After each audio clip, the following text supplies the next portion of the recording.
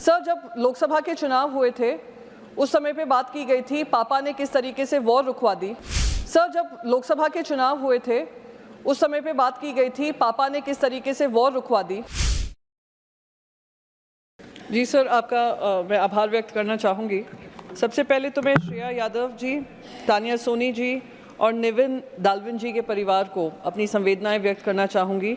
जो उनके साथ हुआ, मैं उम्मीद करती हूँ आने वाले समय में किसी बच्चे के साथ ना हो, और वो बच्चा जो एक अपॉर्चुनिटी को ढूंढते हुए आता है उसके साथ तो कतई ना हो। सर, मैंने जब ये अखबार आज पढ़ रही थी, उसी फ्रंट पेज पे 22 साल के युवा हैं हरियाणा के रवि माउन, उनके बारे में भी पढ़ा। वो फ्रंट पेज पे ही है इसी अखबार के, जिनकी मौत हो गई रशिया के वॉर में लड़ाई लड़ते लड़ते। 22 साल के वो भी युवा हैं, वो भी अपॉर्चुनिटी, एक लैक ऑफ अपॉर्चुनिटी जो देश में हो रही है, जिसके चलते एक युवा को मजबूर होना पड़ रहा है कि रशिया यूक्रेन वॉर में भागीदारी लें और वहाँ पे अपनी जान गंवा बैठे हैं। हरियाणा के हैं, पूर्व मुख्यमंत्री यहाँ पे बैठे हैं। उम्मीद थी कि हम सब उस पर भी चर्चा करेंगे कि जब हम 267 लाते हैं नीट पे 24 लाख जो बच्चे हैं, उनके जो फ्यूचर हैं उनके बारे में उस पर भी चर्चा करें। पर अच्छी शुरुआत है, मैं उम्मीद करती हूँ आने वाले समय में हम वो चर्चा करेंगे। सर, जब लोकसभा के चुनाव हुए थे उस समय पे बात की गई थी पापा ने किस तरीके से वॉर रुकवा दी, और जो युवा हैं वो वहाँ से यूक्रेन से इंडिया लाए गए। वो बच्चे वापस तो आ गए इंडिया, पर वहाँ पर उनको ये ब्रिज कोर्स नहीं दिया कि किस तरीके से वो अपनी MBBS की पढ़ाई पूरी कर सकें। इतना उनको मजबूर कर दिया कि वो वापस यूक्रेन गए अपनी पढ़ाई कंप्लीट करने के लिए।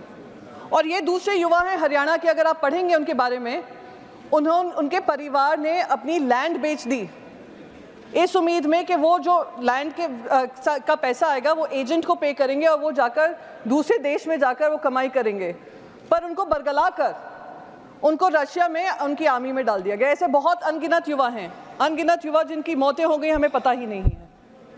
उसी तरीके से सर, हमने बाकायदा, हमारी सरकार ने इजराइल के साथ ऐसा ही एक साइन किया है, ट्रीटी साइन की है कि हमारे युवाओं के पास यहाँ पे रोजगार नहीं है तो जाइए इजराइल पे बॉर्डर पे जाकर लड़ाई लड़िए, उनकी वॉर हम लड़ेंगे और हमारे बच्चे यहाँ पे शहीद होंगे, हमें उसकी कोई परवाह नहीं है।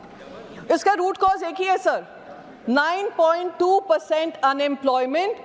जो युवा उम्मीद करता है कि उनको आर्मी में भर्ती मिलेगी, उनको अग्निवीर दे दिया जाता है। जो युवा उम्मीद करता है उनको रोजगार मिलेंगे, उनको अप्रेंटिसशिप प्रोग्राम दे दिया जाता है।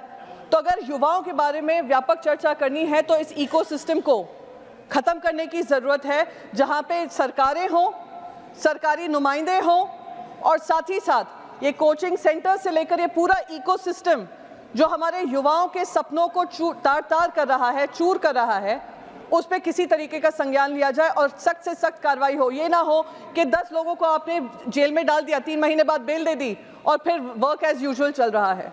तो इस पे गंभीर, मैं मानती हूँ, चर्चा होनी चाहिए और रेगुलेशन जो सब मांग कर रहे हैं उस रेगुलेशन पे भी ध्यान देना चाहिए।